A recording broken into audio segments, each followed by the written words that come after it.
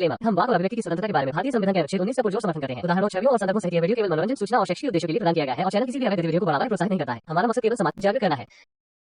जय हिंद दोस्तों मदरसों में किस तरह इस्लामिक किताबों को पढ़ाकर किस तरह मासूम बच्चों का ब्रेन वॉश किया जाता है, आज आप इस वीडियो में देखने वाले हैं। इस्लाम ने हर तरफ नफरत और आतंक ही फैलाने का काम पूरी दुनिया में किया है। ये पूरी दुनिया पर अपने दादागिरी जमाना चाहता है। पूरी दुनिया पर दादागिरी करने वाला इस्लाम अब धीरे धीरे सऊदीया से खत्म होता सा नजर आ रहा है। सऊदीया में मंदिर बनने की कवायद शुरू होना ही बदलाव की दलील है, पर भारत, पाकिस्तान और बांग्लादेश के मुसलमानों को कुछ ज्यादा ही इस्लाम पर घमंड है। ये सऊदीया की दम पर बहुत फूलते हैं, बात बात पर सऊदीया का नाम लेते हैं, पर सऊदीया में इनकी औकात कुत्तों के बराबर भी नहीं है। जिस देश में रहने वाले उसी देश को बर्बाद करने की साजिश करने वाले ये मोमिन इंसान तक कहलाने के लायक नहीं है। अच्छा, ये कॉलेज बॉय भाई जुड़े हैं, ये मोमिन है क्या? इनसे बात करते हैं। जी कॉलेज बॉय भाई साहब, क्या बोलते हैं समीर भाई, आप कौन सा मदरसा से पढ़े हैं भाई? अरे भाई, आप मोमिन है कि नहीं पहले ये तो बता दे यार। हम मोमिन है भाई। आप कौन सा मदरसा से तालीम हासिल किए हैं भाई, वो बता दीजिए। हम इतना जो यूट्यूब हमने में मदरसा बोलते रहते हैं। हमने मदरसा से तालीम हासिल नहीं की, हमने मदरसे को तालीम दी है। तालीम हासिल नहीं की है तो आप कैसे बोल सकते हैं भाई? मैंने मदरसे मैं से हम तालीम हासिल ऐसे की है। बोलते मेरे हैं। मदरसे का नाम है मदरसतुल दहशतुल अर्द इस्लामिया। हाँ, आपने कितना तक पढ़ा है? हाफिजे कुरान है कि नहीं है? मैंने बम बनाने तक पढ़ा है मदरसे में। बम बनने आतंकवादी हो क्या? हाँ, तो और होता क्या है मदरसे में? भाई मदरसा कभी गए नहीं। अच्छा, बात बचपन सुने। से हिंदू रहे। चले ठीक है, आपका आदमी बात सुने। आपने कहा ये मदरसे से गए नहीं, पढ़े लिखे नहीं थे, तो ये बात करने के हकदार नहीं है। तो आपके नबी कितने पढ़े लिखे थे? हमारे कहाँ से नबी पढ़ा था? बहुत, हमारे नबी तो पैदा होते के साथ ही तो वो खुशबू से हुए थे। ओहो, आप क्या बात है, क्या हुए थे? क्या बात है। अरे खुशबू से रोशनी हुए से थे। हुए थे बाप, रोशनी से। गलत बोल रहे भाई, रोशनी से हुए थे। जब रसूलुल्लाह पैदा हुए थे ना, तो उनकी जो अम्मी जान थी, उनकी शर्मगाह से एक रोशनी फूटी थी, वो मुल्क शाम तक पहुंच गई थी सर। नूर मिन नूरिल्लाह सर। जी, ठीक है भाई, ठीक जब है, ठीक है। रसूलुल्लाह आप कितना तक रसूलुल्लाह पढ़े पैदा मदरसा हुए में थे। बता दीजिए। मदरसा में अरे पढ़े हैं? भाई, हम सब अरे 6 लोगों अरे ने भाई, मिला के हम सब 6 लोगों ने मिला के ना तकरीबन 8 किलो पढ़े। अच्छा एक बात बताएं भाई, कॉलेज बॉय साहब, आप मदरसे हाँ में भाई, कितना तक पढ़े हैं? हम कुरान शरीफ पढ़े हैं भाई। आप पढ़े हैं कि नहीं? ओके, तो यार हम भी कुरान अब से पढ़े। कुरान शरीफ पढ़े हैं, तो फिर कॉलेज बॉय क्यों लिखे हैं? मदरसा बॉय लिखिए। कॉलेज, अभी कॉलेज में पढ़ रहे हो, उसी के लिए कॉलेज में लिखे हैं। ओके, तो हम भी जो है ना भाई, हम लोग मदरसे में तो नहीं पढ़े, लेकिन हमने मुकम्मल कुरान और उसकी तमाम ट्रांसलेशन, तमाम तफासिर, तमाम उलूम सब कुछ पढ़ा है। अब आप अपना मुतालबा रखिए कहाँ क्या से है। सीखे हैं भाई? कहाँ से तमाम तबलीगी ट्रांसलेशन कहाँ से तबलीगी सीखे हैं? जमात तबलीगी जमात में सीखे हैं। तबलीगे जमात। तो तबलीगे जमात में ट्रांसलेशन सिखाते, तो वहाँ के कोई भी इमाम और मौलाना साहब काहे नहीं एक्स मुस्लिम बने? बहुत सारे बने हैं, मेरे उस्ताद खुद एक्स मुस्लिम हैं। कौन है बताइए? मुफ्ती मोहम्मद जैद मंसूरी इलाहाबादी एक्स मुफ्ती मुस्लिम है। मोहम्मद एक्स मुस्लिम है। हाँ, ठीक है। अब आप ये जी, बताइए, इस्लाम में देशभक्ति की इजाजत है कि नहीं है? है। ओके, साबित करें।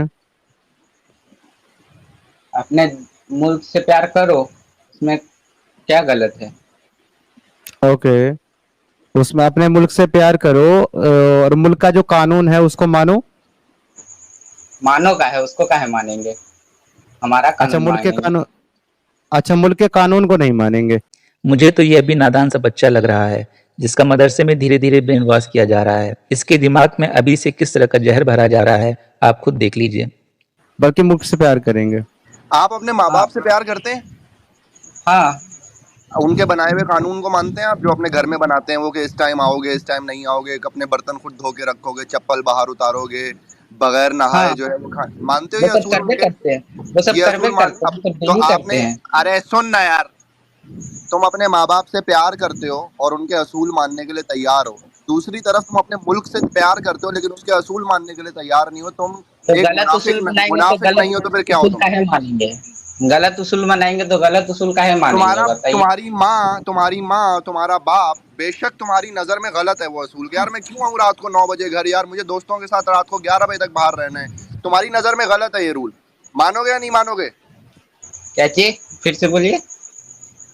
तुम्हारी माँ तुम्हें कहती है रात के 9 बजे घर आ जाया करो, तुम्हारी नजर में रूल को तुम्हें गलत लगता है कि यार मुझे तो रात को 11 बजे तक अपने दोस्तों के साथ बाहर रहना है। गलत का है, माँ बाप हाँ का तो बात मानोगे मानना या नहीं चाहिए, मानोगे? इस्लाम में जरूरी तो है। जरूरी है कि जो चीज तुम्हें गलत लग रही है वो गलत हो, कानून ठीक है, तुम्हें गलत लग तो रहा है, रात मानना को पड़ेगा 11 बजे तुम्हें। 12 जिस बजे तरह रात तक अपने आप माँ बाहर बाप क्या की मानते करेंगे? हो, जिस तरह अपने माँ बाप की मानते हो उस तरह मानना पड़ेगा कानून, नहीं तो जिस तरह काहे माँ बाप उठा के घर से गलत? बाहर निकाल देते हैं ना, 2 अच्छा पिछवाड़े एक पे बात लात मार के बताओ, भारत से बाहर भी भेज दिया जाएगा।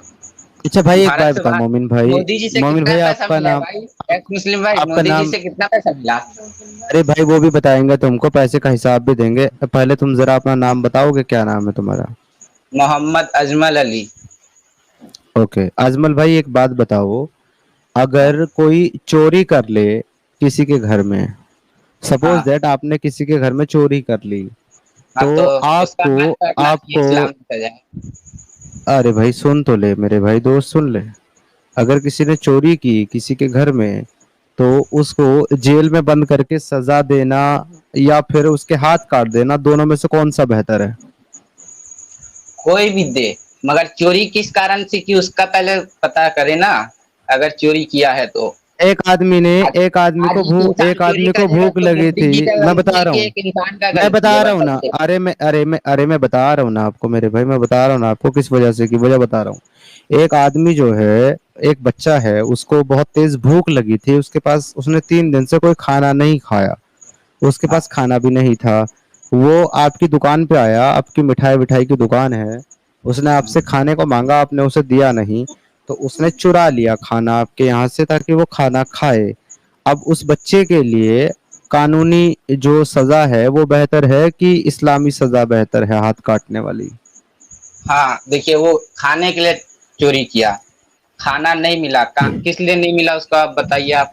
सिद्धार्थ भाई बहुत आसान कर दिया आपने, ये पागल है, अभी भी जवाब नहीं दे रहा, इतना आसान करके भी जवाब नहीं भाई दे आप बताइए ना किस लिए रहा, लेकिन खाना नहीं आपने मिला बहुत 3 दिन आसान से कर भाई, दिया उसके अम्मी अब्बू ने नहीं दिया, कि किस लिए नहीं इसलिए मिला खाना उसको नहीं भाई? मिला, इसलिए खाना नहीं मिला क्योंकि उसके अम्मी अब्बू ने उसको ये सोच के पैदा किया था कि अल्लाह खिलाने वाला है, और अल्लाह ने ये कहा कि अपने बच्चों को मत मारो, खाना मैं खिलाऊंगा, लेकिन अल्लाह ने खाना नहीं दिया उसको, इसलिए खाना नहीं मिला। अब बताओ हाँ, उसके हाथ काटना सही है कि उसको कानूनी रूप से उसके सजा देना अम्मी सही है? अब्बू को मारना चाहिए, उसके अम्मी अब्बू का हाथ काटना चाहिए।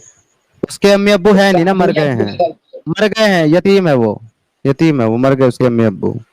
उसके अम्मी अब्बू मर गए तो उस देश के हम्म। राजा को मारना चाहिए। इस लड़के के साथ ये छोटी सी डिस्कशन निश्चित ही हम सब के सामने कई बड़े और गहरे सवालों को जन्म देती है। कुछ इसी तरह मदरसों में ब्रेन वॉश करके जिहादी तैयार किए जाते हैं। अच्छा, फिर ये कहाँ लिखा है तुम्हारी कुरान में? अगर एक शख्स चोरी करता है तो उसके हाथ काटना चाहिए, अगर वो राजा की वजह से चोरी करता है, अगर आज का हमारा शासन सही मैं रहेगा, क्या कह रहा हूँ, जगह मैं क्या जगह कह रहा हूँ, ये जो आप चलेगा। बता रहे हो, एक एक मिनट भाई, एक मिनट भाई, ज्यादा भागने और ज्यादा अपनी तरफ से ना वो लफाजी करने और बयानबाजी करने से कोई फायदा नहीं है। जितनी बात इस्लाम के बारे में करोगे ना, उसका एक रेफरेंस होता है, वो किताब में अगर कहीं बात लिखी हुई है इस्लाम की, तो वो इस्लामी बात है, अगर वो नहीं लिखी हुई है वो तुम्हारी अपनी बात है, उसको 2 कौड़ी की औकात नहीं है उसकी, जो तुम्हारी अपनी बात है।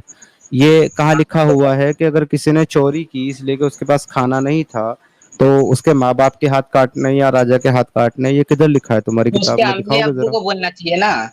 किधर आप बोले लिखा आप उसके है? अम्मी अब्बू नहीं है तो अब मैं उसके राजा पूछ रहा को हूँ, बोला, मैं पूछ रहा हूँ किधर लिखा है? किधर लिखा नहीं है। तो फिर किधर आपने से क्या लाया तू? किधर से लाया फिर तू? अपनी तरफ आपने से बोल क्या रहा है पूछा भाई। ये बताइए, आपने क्या पूछा? मैंने ये पूछा कि जब तू मदरसे में गया था तो तेरी गांड मारी थी मौलवी ने कि ऐसे ही छोड़ दिया था तेरे को? वो तो तू गया था ना। नहीं, वो मदरसे में मारते हैं ना मौलवी, बच्चों की मार लेते हैं, ठीक है ना? तो तेरी माँ पक्का मारी गई थी कि नहीं मारी गई थी, या तू बिना मरवाई ऐसा पागल हो गया? मैं ये पूछ रहा हूँ। ये जब तुझसे हसरत सीधा दिल में सवाल पूछते हैं, जब ये तुझसे सीधा हसरत दिल सवाल में ये पूछता है तब पागल तो हो तू गया ये। जवाब नहीं देता है ना, तब तू जवाब नहीं देता जब तुझसे सीधा सवाल पूछते हैं, बकचोदी कर रहा है तू 1 घंटे से किसने कहा, किसने सुना, बस सीधा तुझसे सिद्धार्थ 4 बार सवाल पूछ रहे हैं, फिर बार बार पूछ रहा क्या पूछा, बहरा है क्या तू? सुनाई नहीं देता तेरे को क्या पूछ रहे हैं हम लोग? सिद्धार्थ भाई, जी एक बार ऊपर ले, थोड़ा मुझे 5 मिनट का टाइम देंगे क्या इसके साथ? अगर अच्छा, मुझे इस बस वो एक भाग गया सिद्धार्थ सर, भाई, अच्छा, भाग गया सर वो। कि माँ बाप खाना नहीं दे रहा इसलिए माँ बाप का हाथ काटो, या फिर अगर माँ बाप नहीं है राजा का हाथ काटो। लेकिन जो कुरान में ये कह रहा है कि मैं खाना देता हूँ, ये कह के जो खाना नहीं देता है उनका कुछ ना करो। अजीब रूल उसका है। नीचे वाला ही काट दो। अल्लाह खाना नहीं दे रहा, अल्लाह का क्या करो? ये तो वही तो पूछ रही हूँ। जी मैंने बताया ना अली भाई, उसका नीचे वाला ही काट दो। हाँ नहीं, वो है नहीं ना। लेकिन सिद्धार्थ में भूख तो तब भी लगेगी, नीचे वाला काट के भी लगेगी, फिर करोगे क्या उसका? उसी को खा लेना ससुरे को। अरे वो तो फिर वो कोई नाखून थोड़ी है जो दोबारा दोबारा निकल आएंगे, वो तो एक ही दफा की बात है भाई। हाँ देखें, ये नाखून की बात से मुझे याद आया कि जो हाथ काटने वाला हुक्म है ये कितना बेवकूफ़ी वाला हुक्म है। देखो, इसलिए कि एक इंसान के आपने मतलब ये कि हम किसी को जेल क्यों भेजते हैं। अब देखो दुनिया के जो एडवांस, मतलब एडवांस तो नहीं लेकिन आप कह लो कि वेस्ट में जेलों को अब ना जेल नहीं कहा जाता। वो कहते हैं कि भाई ये बुरा वर्ड है, तो ये कैदियों के लिए भी यूज़ नहीं करना चाहिए। तो हम जेल को ना आज से कहेंगे करेक्शनल फैसिलिटी। सही है। अरे सर हमारे इंडिया में भी अब जो है ना जेलों को जेल नहीं बल्कि सुधार गृह कहा जाने लगा। एग्जैक्टली, करेक्शनल फैसिलिटी की हिंदी यही बनेगी, सुधार गृह। तो क्यों हमने ऐसा क्यों किया, लेकिन हमने क्यों ये डिसाइड किया कि इसको जेल ना रखा जाए बल्कि इसको करेक्शनल फैसिलिटी बनाया जाए? क्योंकि हमारा ये मानना था कि जितने भी मुजरिम हैं वो पैदा मुजरिम नहीं होते हैं, हालात उन्हें मुजरिम बना देते हैं। तो अगर हम उन्हें एक अच्छा एनवायरनमेंट दें, एक चांस दें दोबारा, तो वो एक अच्छे इंसान, इस सोसाइटी का अच्छा हिस्सा बन सकते हैं, क्रिमिनल्स भी। तो हमने फिर क्या किया कि हमने लोगों के हाथ काटना बंद किए और लोगों को 3-3, 4-4 साल, 5-5 साल की सज़ा दी चोरी पे। उससे क्या होता था कि जब इंसान 5 साल कैद में रहता था, लिमिटेड खाना, लिमिटेड नींद, लोगों का, अपने पुलिस वालों का हुक्म मानना, हर वक्त उनके हिसाब से उठोगे, सोओगे, खाना खाओगे, नहाओगे, सब उनके हिसाब से करोगे आप ना जेल के अंदर। तो आपको ना ये ज़िंदगी इतनी मुश्किल लगने लग जाती है जेल की कि आप फैसला कर लेते हो कि यार मैं बाहर निकला ना यार, तो मैं कोई ऐसा काम नहीं करूँगा, मैं यहाँ पे वापस आऊँ। जिसका मकसद ये है कि हुकूमत अब जेलों के अंदर कैदियों को सिर्फ सज़ा नहीं देती, उनको सुधारती भी है। लेकिन अगर आपने किसी के हाथ काट दिए हैं और अगर अब उसकी चोरी की आदत चली भी गई है, अब आप मुझे बताओ उसका हाथ तो वापस नहीं आएगा ना भाई। सारी जिंदगी के लिए आपने उसकी माँ बहन एक कर दी ना, उसको महरूम कर दिया, उसको मार दूसरी दिया। बात यह है कि अगर अब वो सुधार करके कुछ मेहनत मजदूरी का काम करना चाहे तो वो करने के लिए उसके पास हाथ ही नहीं है। हाथ ही नहीं। बिल्कुल बिल्कुल। देखिए, कुरान का और मोहम्मद के कोई भी कानून जो थे वो लॉजिकल नहीं थे। अली आप ये बताएं कि मोहम्मद ने जो है इंटरेस्ट पे बैन लगा दिया, बहुत बुरा कहा कि इंटरेस्ट नहीं लेना, इंटरेस्ट नहीं लेना। आप ये बताएं कि अगर आपको मकान लेना है, गाड़ी लेनी है, विदाउट इंटरेस्ट आप कैसे ले सकते हैं? नहीं, कौन सा दुनिया तरीका से दिया? विदाउट इंटरेस्ट ये पूरी दुनिया कैसे चलेगी? ये पूरा चलेगी फाइनेंशियल कैसे? सिस्टम कैसे चलेगा? आपने बैंक में 100 रुपए जमा कराए, सही है, और आपने 100 रुपए वापस निकाल दिए, तो बैंक अपने एम्प्लॉइज को तनख्वाह कहाँ से दे भाई?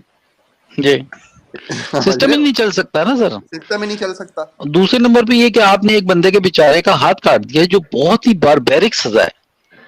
अब वो सुधरता भी है तो बेचारा हाथ तो गया उसका। अब तो वो और नहीं सुधरेगा, अब तो बोलेगा कट गया ना, अब कर लो मेरा कुछ। तो देखा दोस्तों, यही है असली इस्लाम। आपने अभी तक हमारे चैनल को सब्सक्राइब नहीं किया है तो प्लीज़ कर लें, साथ में बेल बटन भी दबा दें, जिससे हमारी आने वाली वीडियो लगातार आप तक पहुंचती रहे। हम आगे भी इसी तरह इस्लाम को एक्सपोज करते रहेंगे। वीडियो अच्छा लगा हो तो लाइक और शेयर जरूर करें, कमेंट करना बिल्कुल ना भूलें। इस्लामिक कर्ज से बचें, अपना ख्याल रखें। जय हिंद, वंदे मातरम।